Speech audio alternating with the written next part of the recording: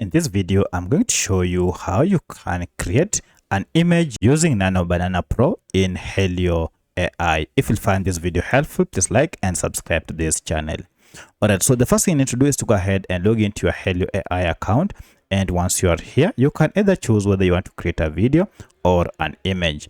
Once you have selected, I'll select create image. You'll have an option to put your prompt here. So I'll go ahead and just paste my prompt here. But before you generate now, go ahead and choose the model you wish to use. For my case, I don't want to use this ChatGPT model. I wish to use Nano Banana. So if you tap here, you'll see we have various models that you can choose from. Go ahead and choose Nano Banana Pro. Now, once you have chosen this, you can now proceed and start creating, and you can see 6 credits will be used.